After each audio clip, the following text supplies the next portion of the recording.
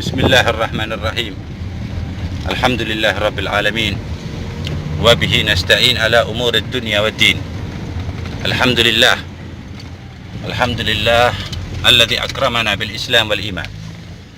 Kita bersyukur kepada Allah Subhanahu wa ta'ala yang telah memuliakan kita dengan keislaman dan keimanan, di mana tidak semua manusia memilikinya.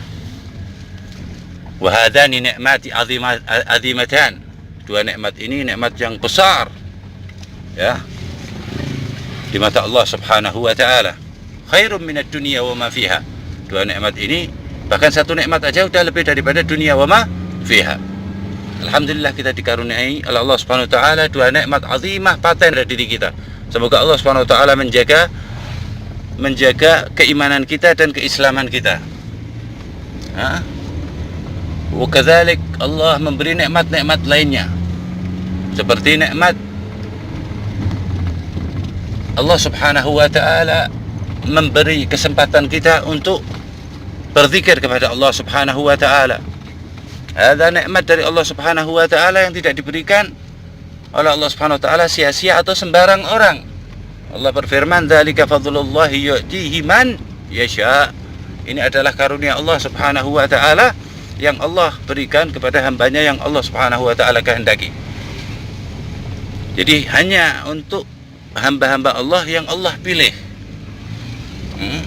Di antara hamba-hamba yang Allah pilih, hamba-hamba itu yang sering lisannya basah untuk berzikir kepada Allah Subhanahu wa ta'ala. Wa huwa afdalul lisan. Sebaik-baik lisan adalah yang basah untuk mengingat Allah Subhanahu wa ta'ala. Sebab semuanya harus pakai zikir. Kemuliaan amal tergantung kepada ingatnya kepada Allah atau zikirnya kepada Allah. Salat tergantung kepada banyaknya mengingat Allah di dalam salat. Puasa seperti itu, tergantung banyaknya mengingat Allah di dalam puasa. Itu puasa yang baik, yang terbaik. Haji, bahkan jihad di ma'rakah, perang yang paling dimuliakan oleh Rasul, yang paling baik perang adalah ketika perang tidak berhenti untuk mengingat Allah Subhanahu wa ta'ala padahal dia mengangkat pedang. Ada fadl dari zikrullah, yaitu karunia dari kemuliaan daripada mengingat Allah Subhanahu wa ta'ala. Itu adalah inti agama. Mengingat Allah Subhanahu wa ta'ala yaitu ujung dari semua ibadat. Ibadah semuanya berujungkan mengingat Allah Subhanahu wa ta'ala. Salat kita untuk mengingat Allah semuanya, sedekah semuanya untuk mengingat Allah Subhanahu wa ta'ala. Wa kadzalikal aks. Ya, juga sebaliknya. Banyak orang-orang yang dicelakakan oleh Allah Subhanahu wa ta'ala li'annahu ghafil. Karena apa? Karena Allah melupakan. Hadza li'annahu ghafil, hadza aktsar ahlun nar. Karena penyakit lupa itu penyakitnya orang-orang yang akan dimasukkan dimasukkan di neraka oleh Allah Subhanahu wa ta'ala. Kama qala jalla fi ula, wa laqad zara'na li jahannama katsiran minal jinni wal insi lahum qulubun la yafqahuna biha. Nah, aku masukkan di dalam neraka dari golongan jin dan manusia di mana hati mereka tidak aku pandaikan. Hati mereka tidak aku ingatkan kepadaku. Hati mereka tidak aku masukkan hidayahku. Walahum ayunun la yubsiruna biha. Dan mata mereka juga tidak aku memandang sesuatu yang aku ridho, yang menjadikan berzikir kepada aku. Walahum adhanun la yasma'una biha. Dan telinga mereka juga telinga yang tidak aku perkenankan untuk menjadikan telinga yang menjadikan mengingat aku. Dalam Al-Quran dikatakan itu, ya. Kata lahum ayunun la yubsiruna biha wa lahum adhanun la yasma'una ulaika kal an'am, kata Allah Ta'ala. Allah sudah memberi status dulu di dalam dunia, orang itu laksana an'am, ya. An'am itu binatang peliharaan, ya. Allah masih ngasih dispensasi, ya, bukan binatang-binatang yang enggak dipelihara atau binatang najis, tapi masih mending. Tapi terusan ayat itu Jika orang itu terus menerus seperti itu, Allah berfirman balhum adhal, terusan ayat itu, bahkan mereka lebih hina, bahkan lebih menyesatkan. Nah, siapa mereka? Nah, Allah memberi jawaban akhir. Ulaika humul ghafilun. Orang itu adalah orang yang dilupakan sehingga lupa, karena yang melupakan Allah Subhanahu wa taala, hingga lupa mengingat Allah Subhanahu wa taala, jaraknya yang relatif lama di mata Allah Subhanahu wa taala. Jadi orang yang masuk neraka, Allah dikatakan semuanya ujungnya bukan kafir, bukan fasik, bukan berbuat dosa, akan tetapi lupa. Berarti ujung semua dosa adalah melupakan Allah. Seperti yang dikalamkan oleh Sayyidina Ali bin Abi Thalib karramallahu wajhah wa radhiyallahu ta'ala anhu wa ardhah. Beliau mengatakan bahwa inna akbarul kabair, sesungguhnya paling besarnya semua dosa-dosa besar adalah melupakan Allah Subhanahu wa taala. Ghafil anillah. Akbar al-kabair, paling besarnya dari dosa-dosa besar. Li'annahu ya'tun, jika orang itu sudah dilupakan oleh Allah, melupakan Allah, mereka akan mudah masuk ke dalam dosa-dosa besar. Dia tidak takut dosa karena lupa kepada Allah, karena nggak ingat siapa penciptanya. Hakadha al-haqiqah, itulah hakikatnya orang hidup di dunia ini, yaitu mengingat Allah, mengingat Allah, mengingat Allah. Wadhkurullaha katsiran la'allakum tuflihun. Ayat katsirah, beberapa ayat yang sangat banyak yang berujung untuk bertasbih, istighfar kepada Allah Subhanahu wa taala. Wasabbihuhu bukratan wa asila, di antaranya. Dan bertasbihlah kepada Allah Subhanahu wa taala di pagi dan sore hari. Ujung dari tasbih apa? Zikir kepada Allah Subhanahu wa taala. Nah, di dalam ratib ini isinya semuanya zikir kepada Allah, ya, yang bersandarkan nasul Quran wal hadis, yang bersandarkan nas Al-Quran dan hadis Nabi Muhammad sallallahu alaihi wasallam. Ya, seperti yang kita telah terangkan kemarin beberapa kali, ya, kita sampai pada kalimat kemarin, subhanallah bihamdih, subhanallahil azim, ya, bahwa dua kalimat ini yang ditaruh oleh Sayyidina Imam Al-Bukhari radhiyallahu taala anhu arda, ya, di dalam hadis terakhirnya di dalam kitab paling mulia setelah kitab Al-Quran, yaitu Sahih Al-Bukhari, ditaruh di tempat terakhir, yaitu Rasulullah SAW bersabda, kalimatani khafifatani alal lisan, dua kalimat ini mudah diucapkan dengan lisan kita. Thaqilatani fil mizan, mudah-mudah tapi berat di timbangan akhirat kita, timbangan amal soleh kita di akhirat. Gampang ngucapin tapi berat di timbangan amal soleh. Ada fadl min Allah Subhanahu wa taala. Tapi ada yang lebih dari keduanya. Habibatani ila Rahman, menjadikan Allah cinta kepada orang tersebut yang sering mengucapkan kalimat subhanallah bihamdih, subhanallahil azim. Allah yang tadinya benci berubah menjadi senang karena sering baca subhanallah bihamdih, subhanallahil azim. Ditaruh di hadis yang terakhir di dalam Sahih Al-Bukhari, biar orang mengingat, ya, saking azamah, pentingnya, tingginya, mulianya kalimat subhanallah bihamdih, subhanallahil azim. Semoga kita dimudahkan oleh Allah Subhanahu wa taala untuk mengucapkan semua wirid-wirid, semua zikir-zikir yang menjadikan kita dekat, ingat kepada Allah Subhanahu wa taala. Kemudian setelah itu Sahibur Ratib Al-Habib Umar bin Abdurrahman Al-Attas menambah satu zikir lagi, ya, nanti kita teruskan, ya, terus, ya. Kita teruskan zikir satunya setelah subhanallah bihamdihi subhanallah walhamdulillah wa la ilaha illallah Allahu akbar. 4 kali, ya, kalau subhanallah bihamdihi subhanallah azim 3 kali di dalam ratib. Kalau kita perbanyak bagus, tapi di luar ratib. Ini sunnahnya sudah pas, ya. Jadi semuanya itu harus pakai aturan. Kebaikan pun kalau nggak di tempatnya bisa jadi nggak baik. Obat jika kita minum banyak juga over dan lain sebagainya. Pokoknya nurut, ya. Fasal anhu wa tatabba'i, ikuti kata Imam Abdullah bin Ali bin Haddad. Kemudian Al-Habib Umar meneruskan lagi, di dalam tadi kita kata subhanallah walhamdulillah wa la ilaha illallah Allahu akbar, ya, yang artinya jelas maha suci Allah Subhanahu wa taala, ya. Subhanallah walhamdulillah, kita bersyukur kepada Allah Subhanahu wa taala, terima kasih kepada Allah Subhanahu wa taala, nahmadullah Subhanahu wa taala. Wa la ilaha illallah, kita mengesahkan Allah Subhanahu wa taala dengan kalimat itu. Allahu akbar. Itu 4 kalimat itu, ya, ulama mengatakan baqiyatus salihat.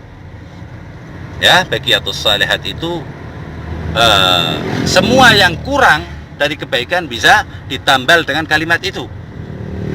Bahkan bisa menambal sholat sunnatil wudhu ketika waktu itu waktu mamnu'ah, ya, seperti sholat asar kita wudhu, kita mau sholat lagi, kan beberapa ulama mengatakan makruh dan lain sebagainya, walaupun mu'tamad ulama mengatakan nggak apa-apa, tapi kan ada yang mengatakan, bahkan imam madhab, tidak boleh la sholat ba'dal asar, tidak ada sholat setelah. Tapi ulama Syafi'i tetap jumhurnya membolehkan sholat. Akhirnya ulama muhaqqiq mengatakan lebih baik baca subhanallah walhamdulillah wala ilaha illallah Allahu akbar untuk mengganti sholat sunnatil wudhu. Hakadha. Padahal cuma 4 kalimat, tapi pahalanya bisa mengganti sholat sunnah. Padahal sholat afdalul ibadah. Ya. Dalam kalimat subhanallah alhamdulillah wala ilaha illallah Allahu akbar, ya, subhanallah mensucikan Allah Subhanahu wa taala, jelas tadi ayatnya. Subhan wasabbihuhu bukratan wa asila. Orang selalu suruh mengucapkan subhanallah, maha suci Allah, maha suci Allah, maha suci Allah. Biar apa? Asal maksud subhanallah ala haqiqah. Apa maksud subhanallah? Kalau sekedar teks artinya maha suci Allah, tapi Allah ada maksud karena tingginya, besarnya pahalanya. Allah mempunyai maksud. Jika ente mensucikan Allah terus, lama-lama ente tahu ente ini kotor, ente ini najis, ente ini rejis, ente ini dosa. Kalau kita betul-betul mensucikan Allah, baru tahu diri kita. Diri kita kotor, diri kita bodoh, serba kekurangan. Jika kita selalu mensucikan Allah, ya, jadi kebaikannya mantul pada diri kita.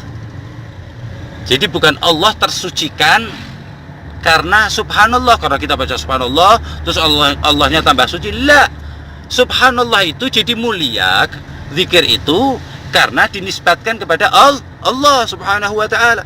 Jadi zikir itu mulia, bukan Allah dimuliakan oleh zikir. Dimuliakan oleh zikir itu tersebut dan yang membaca zikir. Agar Allah menyucikan kita, kita sucikan Allah Subhanahu wa taala, seperti di dalam ayat Al-Qur'an, fadkuruni adzkurkum washkuruli wala takfurun. Ingat ana dulu, kata Allah taala, dengan tasbih, dengan tahlil dan sebagainya. Fadkuru adzkurkum, baru ana mengingat engkau, kata Allah Subhanahu wa taala. Wala takfurun, wala adzkurkum wala fadkuruni adzkurkum washkuruli, baru kita suruh bersyukur kepada Allah. Sebab banyak orang bersyukur tanpa mengingat Allah, banyak, yakni bil kalimah, hanya kata-kata alhamdulillah, refleks aja, artinya mayataharrak, nggak ada gerakan terima kasih kepada Allah. Akhirnya tidak sesuai dengan kalam Allah. Allah kan mengatakan, orang yang terima kasih tak tambahin, lain syakartum la azidannakum, karena orang itu terima kasihnya nggak dari hati, dari mulut, ya Allah nggak tambah. Allah tahu hatinya itu mayashkurillah, hatinya berkata apa? Tambahi Allah, tambahi Allah, tambahi. Allah malah kurangin. Walain kafartum inna adzabi lasyadid, artinya mulut kita bersyukur kepada Allah, tapi hati kita kufur atas nikmat Allah Subhanahu wa taala. Ya, pertama itu kalimatnya subhanallah. Kemudian alhamdulillah tadi, ya. Alhamdulillah, subhanallah walhamdulillah. Alhamdulillah, jelas ya, alhamdulillah kalimah azimah, ya, fakhimah, kalimat yang sangat gemuk pahalanya, mulia. Jadi dalam hadis sahih Muslim dikatakan, alhamdulillah tamla'ul mizan. Kalimat alhamdulillah diterima oleh Allah taala, maka akan memberatkan timbangan ente di akhirat kelak. 1 kali diterima oleh Allah Subhanahu wa taala, 2 kali, lebih lagi 3 kali. Itu alhamdulillah orang-orang yang betul-betul alhamdulillah di hatinya. Hakadha. Jadi subhanallah walhamdulillah wala ilaha illallah, ada azimah, udah tanpa lagi. Itu pasport orang masuk surga, pasport orang masuk Islam, ya, password maksudnya. Bayangin ente orang kufur sekian puluh tahun, dengan kalimat itu hilang seketika semua dosanya.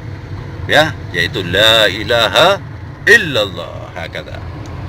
Disinilah azamah, kemuliaan la ilaha illallah. Makanya Rasul SAW tidak pernah su'dzan dengan ahlu la ilaha illallah, dan tidak memperbolehkan orang su'dzan dengan ahlu la ilaha illallah.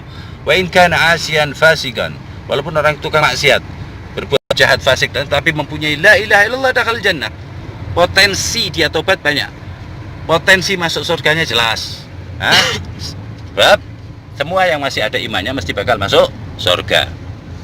Ada kalimat la ilaha illallah. Dan di dalam hadis qudsi Allah Subhanahu wa taala berfirman, la ilaha illallah husni. Kalimat la ilaha illallah itu adalah bentengku. Wa man qala la ilaha illallah, dan siapa yang mengucapkan kalimat la ilaha illallah, maka dia masuk dalam bentengku, benteng Allah. Bayangin, benteng Allah. Wa man dakhala husni amina min adzabi. Siapa yang masuk bentengku, maka dia akan selamat dari azabku. Ini pentingnya kalimat la ilaha. Ma ahad, tidak ada satu kalimat pun yang lebih mulia dari la ilaha illallah. Semuanya bersandar kepada la ilaha illallah. Semua yang wujud kembali ke la ilaha illallah. Kata pentingnya la ilaha illallah. Yang keempat ya, jadi itu bagiatus salat ada 4 ya, subhanallah walhamdulillah wa la ilaha illallah Allahu akbar. Ya, masih hadis banyak sekali tentang la ilaha illallah. Yang keempat kita ringkas saja, Allahu akbar. Ya, bayangin ya, orang pertama kali dilahirkan yang disuruh oleh Rasul SAW mengucapkan Allahu akbar atau mengazani dengan kalimat pertamanya Allahu akbar, maha besar Allah. Arti maha besar Allah itu, ya, jangan bayangin, Allah nggak bisa dibayangin besarnya Allah. Ya, setiap kita mengucapkan Allahu akbar, bayangin kecilnya kita, sekecil-kecilnya, nggak sesemut masih besar, masih kelihatan, sekecil-kecilnya sampai hilang kita ini nggak ada. Saking besarnya Allah, baru kita bisa mengesahkan Allah, bisa mengakbarkan Allah sesuai. Tapi kalau kita mengucap Allahu Akbar, kita merasa diri kita berzikir, diri kita besar, sama saja kita membanggakan diri kita, mengakbarkan diri kita. Arti akbar itu berarti kulluhum saghir, semuanya kecil, itu baru akbar. Jadi selain Allah apa? Saghir, asghar, itu makna akbar. Kalimat akbar artinya, ya, besarnya, tingginya. Kemudian Allahu Akbar, ya, Allah Maha Besar, diucapkan juga di dalam adzan, memanggil sholat, bukan hayya ala sholat pertama Allahu Akbar. Terus kok Allah kok pakai Allahu Akbar, padahal kan bukan kalimat yang termulia, walaupun malang mulia, sangat mulia. Kan ada la ilaha illallah asyhadu an la. Kenapa? Karena pertama kali kita ibadah itu agar kita mengetahui diri kita ini kecil, diri kita ini butuh Allah. Sama sekali Allah nggak butuh kita. Paham? Kita mulia itu karena beribadah kepada Allah, bukan karena ibadah kita. Ibadah kita karena ingat Allah. Seperti itulah hakikatnya orang beribadah kepada Allah, memuliakan Allah, bertahlil kepada Allah, mengucapkan la ilaha illallah. Kalau orang yang nggak paham, akhirnya jadi orang-orang yang menyesatkan orang yang mengucapkan la ilaha illallah. Orang mengucapkan la ilaha illallah di dalam ijtima'at, di dalam rombongan, duduk-duduk, ya, ya, dinamakan banyak nama tahlil, ya. Tahlil itu pengucapan la ilaha illallah, mengatakan bahwa itu sesuatu yang salah, atau mereka senang mengatakan bid'ah. Karena apa? Karena dia ahlul bid'ah, sampai Allahnya dibid'ahin, tapi atas nama Allah dan Rasulnya. Nah, kata atas nama Allah dan Rasulnya menyesatkan orang lain, membid'ahkan, mengkafirkan, menerakakan orang. Padahal Allah Jalla fi'ula yang maha besar selalu menunggu tobatnya orang-orang yang bermaksiat. Mereka senangnya bilangnya, orang kumpul untuk ucap la ilaha illallah, la ilaha illallah, dikatakan apa? Bid'ah. Di dalam tahlil, subhanallah bihamdi, subhanallah azim, katain bid'ah. Dan karena apa? Mereka itu orang-orang yang disesatkan oleh Allah Subhanahu wa taala. Kalau ente tanya maskotnya, yo top, luar biasa maskotnya kitab Allah, Wasunnah Rasul Rasulullah SAW. Hakata. Sunnah Rasul SAW tapi diidentikan dengan menyalah-nyalahkan orang. Mbok mengidentikan Allah dengan rahmatnya Allah. Pertama kali Allah Ta'ala menaruh namanya setelah nama Allah Ar-Rahman, Maha Pengasih. Orang kafir dikasih Ar-Rahim yang kedua. Kok ente paling senang nyesatin orang, mendolalahkan orang? Jadi tanpa ente terasa, ente itu penyembah berhala. Berhalanya apa? Pikiran ente. Penyesatan yang ada di ucapan di kepala ente itu termasuk berhala. Kalau ente belajar balaghah, ente belajar usuluddin, itu termasuk. Nah, apakah ente nggak diterangkan arti mahabbah? Sunnah Rasul SAW nggak bisa berjalan satu, apalagi ente mengklaim semua sunnah Rasul. Satu sunnah Rasul nggak bisa ente jalanin sama sekali, abadal abad. Paham? Kecuali sunnah Rasul ente jalanin pertama kali dengan mahabbah, seperti yang Allah firmankan, wa ma arsalnaka illa rahmatan lil alamin. Semoga Allah SWT memanfaatkan zikir-zikir kita, khususnya zikir ratibul abbas. Wassallallahu ala sayyidina Muhammadin wa sallam. Walhamdulillahi rabbil alamin. Allahumma hdina fi man hadait, wa afina fi man afait, wa tawallana fi man tawallait, wa barik lana fi ma atait, wa qina bi rahmatika syarra ma qadait. Astaghfirullah. Sallallahu bi kulli lahzatin abada. Hadha al-ghirda nafsihi wa zinatu arshihi wa bidayat kalimatih.